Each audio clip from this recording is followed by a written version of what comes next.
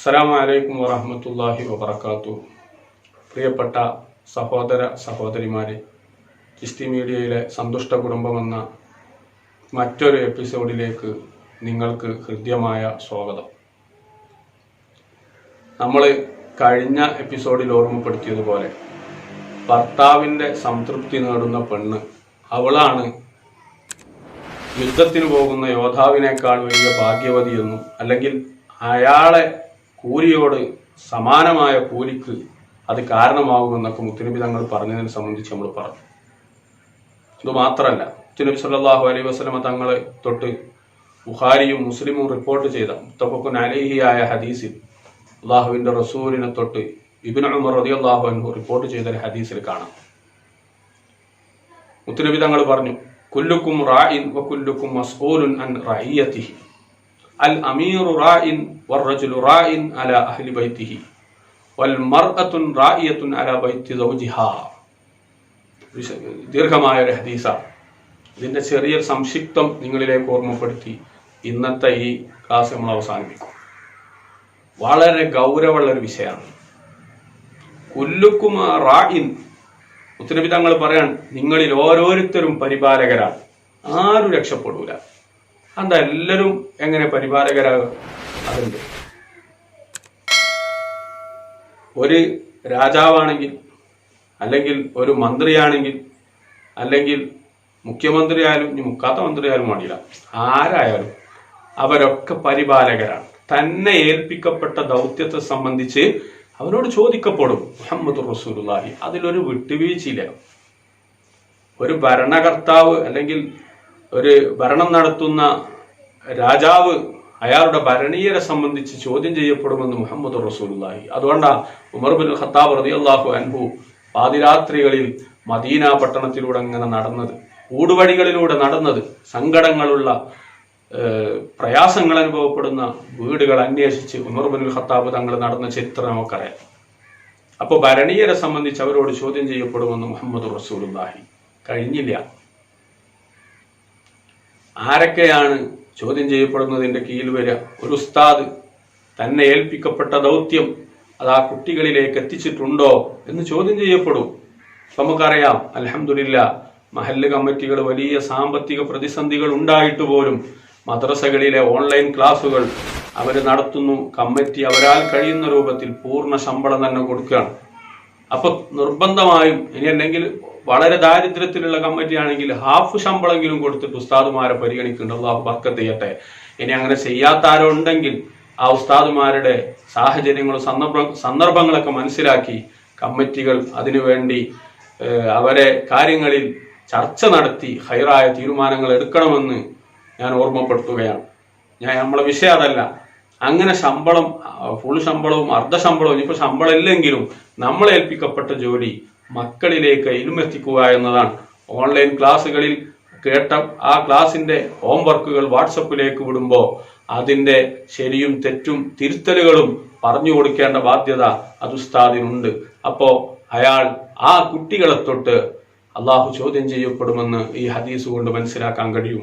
തീർന്നില്ല, മുത്തുനബി തങ്ങൾ പറയാൻ, ഓരോരുത്തരും താൻ പരിപാലിക്കുന്നവരെ കുറിച്ച് അവൻ ചോദിക്കപ്പെടുക തന്നെ ചെയ്യും. അമീർ പരിപാലകനാണ്. പുരുഷൻ തന്റെ കുടുംബത്തിന്റെ പരിപാലകനാണ്. ഭാര്യ ഏത് രൂപത്തിലുള്ള മാക്സിയാണ് ധരിച്ചത് പുരുഷനോട് ചോദ്യം ചെയ്യപ്പെടും. പുരുഷൻ തന്റെ കുട്ടിയെ സംബന്ധിച്ച്, തന്റെ മകള് എങ്ങനത്തെ ഡ്രസ്സാണ് ധരിക്കുന്നത് എന്ന് ആ പുരുഷനോട് ചോദ്യം ചെയ്യപ്പെടും. ഗൾഫിൽ നിന്ന് പണം അയച്ചു കൊടുത്തതുകൊണ്ട് മാത്രം കാര്യമില്ല. ഭാര്യ ഏത് ഡ്രസ്സ് ഇടണമെന്ന് അയാൾ തീരുമാനിക്കണം. തന്റെ ഭാര്യ സുബഹി സമയത്ത് കിടന്നുറങ്ങുന്നുണ്ടോ എന്ന് അയാൾ അന്വേഷിക്കേണ്ടതുണ്ട്. ഇല്ലെങ്കിൽ അയാൾ കുറ്റക്കാരനാകുമെന്ന് മുഹമ്മദ് റസൂലുള്ളാഹി.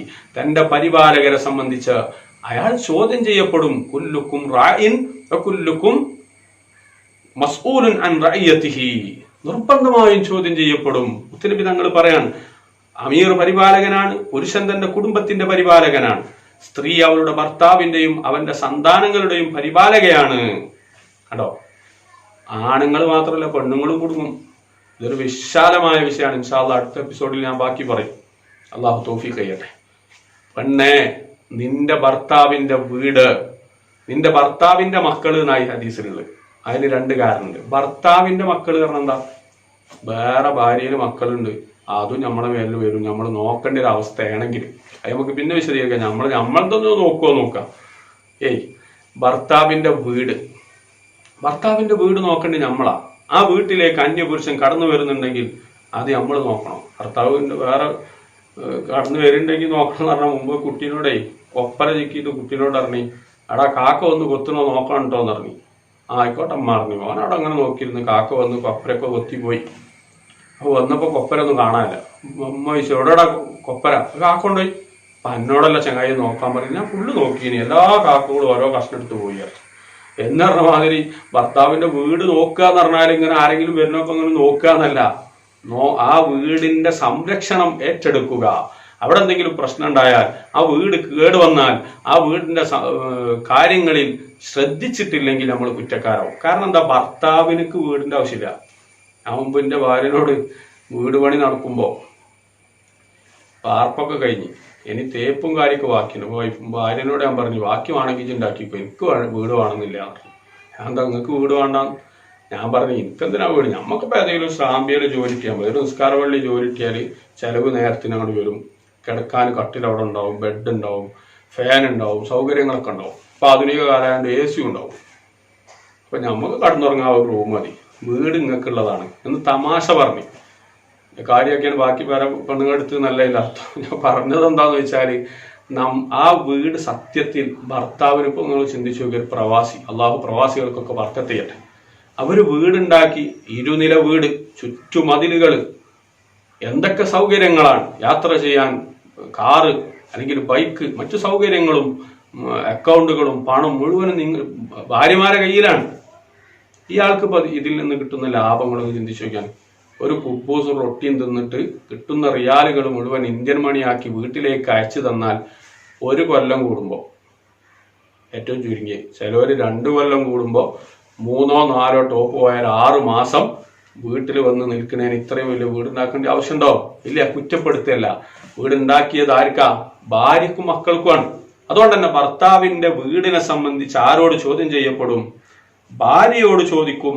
അവള് അതിന് മറുപടി പറഞ്ഞേ പറ്റൂ. അപ്പൊ ഭർത്താവിന്റെ വീട്ടിൽ കേടുവരെ, ഇപ്പോ ചില വീടുകളിലൊക്കെ ചെന്നാൽ സുബ്ഹാനല്ലാഹ്, അതൊന്നും ഇപ്പൊ പറയാതിരിക്കാന്നല്ലേ, അവിടുത്തെ ബാത്റൂം കക്കൂസ് ഉണ്ടാക്കി അന്ന് ബ്രഷ് കണ്ടതായിരിക്കും.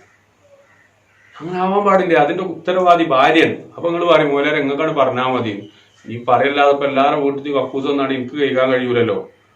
ഭർത്താവിന് ഗൾഫിന്നോ അല്ലെങ്കിൽ ജോലി കഴിഞ്ഞിട്ട് വന്നാണ്ട് കക്കൂസ് ചെയ്യാൻ കഴിയൂല. ഇത് പ്രവാസി മാത്രമല്ല, ദിവസവും നാട്ടിൽ ജോലിക്ക് അധ്വാനിക്കാൻ പോകുന്ന പുരുഷന്മാർക്കും അതിന് കഴിയൂല. അത് പ്രയാസാണ് എന്ന് വിചാരിച്ച് ഞാൻ പുരുഷന്മാരോട് പറയാണ്, നിങ്ങൾ കേൾക്കിയതുകൊണ്ട് അത് വെളുക്കാതൊക്കെ ഒന്നുമില്ല കേട്ടോ. ഒരു 4 മക്കളും അല്ലെങ്കിൽ 4 or 5 മക്കളുണ്ടോ, അതുപോലത്തെ ഒറ്റക്കല്ലല്ലോ, അന്നം കൂടിയാണല്ലോ. അപ്പൊ അവരെ നോക്കി പരിപാലിക്കുന്നതിന്റെ ഇടയിൽ ബാത്റൂമൊക്കെ ഞമ്മക്ക് വേണ്ടി നമുക്ക് വരുതാ. ഞാൻ പറഞ്ഞത് ഭർത്താവ് വരുതണ്ടെന്നല്ല, വരുതിയിട്ടില്ലെങ്കിൽ നമ്മളെ കണ്ണ് അവിടെ എത്തണം ഉമ്മമാരെ. ഇല്ലെങ്കിൽ അത് കേടുവന്നാൽ നിങ്ങളോട് ചോദ്യം ചെയ്യുമെന്ന് മുഹമ്മദുർ റസൂലുള്ളാഹി മുത്തഫഖുൻ അലൈഹി ആയ ഹദീസിലൂടെ ഓർമ്മപ്പെടുത്തുകയാണ്. അതേപോലെ നമ്മളെ വീടുകളിൽ കട്ടിലൊക്കെ ഇട്ട സ്ഥലമുണ്ടാവും. സുബ്ഹാനല്ലാഹ്, ഞാൻ ചില സ്ഥലങ്ങളിലൊക്കെ കണ്ടിട്ടുണ്ട്. ആ കട്ടിലിന്റെ അടിഭാഗം വീടുണ്ടായതിന്റെ ശേഷം ചൂല് കണ്ടിട്ടുണ്ടാവില്ല. തോത്താൻ പിന്നിപ്പോ മറ്റേ ഇങ്ങനെ ആക്കുന്ന സാധനം ആയതുകൊണ്ട് കുമ്പിട്ടാണ് തോത്തുന്ന പരിപാടിയില്ല. അഥവാ നമ്മളെ കയ്യിൽ നിന്ന് ഒരു ചില്ലറ പൈസ, ഒരു കോയിന് വീണ് കട്ടിന്റെ ചൂട്ടുകാണ് പോയാൽ പിന്നെ ആ പൈസ എടുക്കാതെ വെക്കാന്നല്ലേ. കാരണം നമ്മളങ്ങനെ അതിൻ്റെ ഉള്ളിൽ പോയിട്ടുണ്ടെങ്കിൽ പിന്നെ നമ്മളവരെ തിരിച്ചു വന്നാൽ നമ്മൾ കണ്ണാടി നോക്കി നമ്മളെയും കൂടി മനസ്സിലാവില്ല. കാരണം മാറാല അത്യാവശ്യത്തിന് അവിടെ ഉണ്ട്. കൂറ പിന്നെ അവിടെ വേറെ സ്ഥലമൊന്നും ഇല്ലാത്തതുകൊണ്ട് അതിന്റെ കൂടെ അവിടെ തന്നെയാണ്. പിന്നെ പൊടിപടലങ്ങൾ വേറെ ആരും ബുദ്ധിമുട്ടാക്കാത്തതുകൊണ്ട് അത് അവിടെ തന്നെ എന്നും കൂടി കിടക്കുകയാണ്. പിന്നെ നമ്മളെ പഴയ ഡ്രസ്സൊക്കെ പിന്നെ എന്തായാലും വേറെ സ്ഥലമൊന്നും ഇല്ല എന്നുള്ളവർക്ക് അതിൻ്റെ അടിയിൽ കിട്ടതുമാണ്. പിന്നെ ഇപ്പം അതിൻ്റെ ഉള്ളിലേക്ക് പോയാലൊരു അവസ്ഥ എന്തായിരിക്കും? മാത്രവുമല്ല, ടൈല്, മാർബോണൈറ്റ് പോലത്തെ, കാവി പോലത്തെ സാധനങ്ങൾ കുറെ കാലം നമ്മളെ കൈ തട്ടാതിരുന്നാൽ അതിൻ്റെ ഗ്ലേസിങ് പോവും. അതിൻ്റെ നമ്മളെ കൈയെത്താത്തത് കൊണ്ട് അതിനിക്ക് കേടുപാടുകൾ സംഭവിക്കും. മാത്രമല്ല വല്ല വിഷജന്തുക്കൾ വന്ന് കൊട്ടണമെന്ന് നമുക്കറ്റ അറിയൂല. ഈ കാര്യങ്ങളൊക്കെ ശ്രദ്ധിക്കണം. ഇത് നമ്മൾ വൃത്തിയുടെ ഭാഗവുമാണ്. ഇൻഷാ അല്ലാഹ് വൃത്തി എന്നൊരു വിഷയം തന്നെ നമ്മൾ സന്തുഷ്ട കുടുംബത്തിൽ വരുന്നുണ്ട്. ഞാൻ സാഹചര്യം വന്നപ്പോൾ ഓർമ്മപ്പെടുത്തിയെന്ന് മാത്രം. അതേപോലെ വീട്ടിലുള്ള മാറാല തട്ടല്, വീട്ടിന്റെ ഉള്ളിലുള്ള ഫ്രിഡ്ജ്, അതൊക്കെ ഒന്ന് ഇടയ്ക്ക് നന്നാക്കാം. വീട്ടിൻ്റെ ഉള്ളിൽ ഭയങ്കര സ്മെല്ല് മണ സുഗന്ധ വാസനയൊക്കെ ഇങ്ങോട്ട് വരും. അപ്പൊ എന്താ സംഭവം എന്ന് വെച്ചാല് ഫ്രിഡ്ജിന്റെ ബാക്ക് ഭാഗത്ത് വെള്ളം കെട്ടിക്കുന്ന ഒരു ട്രേ ഉണ്ട്. അതൊക്കെ ഒന്ന് എടുത്ത് ഒഴിവാക്കിയിട്ട് ഇടയ്ക്കൊക്കെ ഒന്ന് വൃത്തിയാക്കിയാൽ ചില ഫ്രിഡ്ജൊക്കെ വല്ല കൊതുക് വളർത്ത് കേന്ദ്രമാണെന്ന് തോന്നിപ്പോവും. അങ്ങനെ ആവാൻ പാടില്ല ഉമ്മമാരെ. ഭർത്താവിന്റെ വീടും പരിസരവും നമ്മളെ മേലിൽ ചോദ്യം ചെയ്യപ്പെടുമെന്ന് മുത്തുനബി തങ്ങൾ, സ്വാദിഖുൽ മസ്തൂഖായ മുത്തുനബി തങ്ങൾ അവിടുത്തെ നാവുകൊണ്ട് പറഞ്ഞിട്ടുണ്ടെങ്കിൽ അത് സംഭവിച്ചിരിക്കും. അപ്പൊ നാളെ നമുക്ക് തന്നെ ഒരുപാട് പേരുണ്ടാവും. പിന്നെ ഇതും കൂടി പേറി അള്ളാഹുവിന്റെ മുമ്പിൽ നമ്മൾ കുറ്റക്കാരാവരുത്. അള്ളാഹു നമ്മളെ കാത്ത് രക്ഷിക്കട്ടെ. ആമീൻ എന്ന് ദുആ ചെയ്യുകയാണ്. ഇൻഷാ അല്ലാഹ് ഈ ഹദീസിന്റെ ബാക്കി അടുത്ത എപ്പിസോഡിൽ നമുക്ക് ചർച്ച ചെയ്യാമെന്ന് ഓർമ്മപ്പെടുത്തി. ആഖിറു ദഅവാനാ അൽഹംദുലില്ലാഹി റബ്ബിൽ ആലമീൻ. അസ്സലാമു അലൈക്കും വറഹ്മത്തുള്ളാഹി വബറകാതുഹു.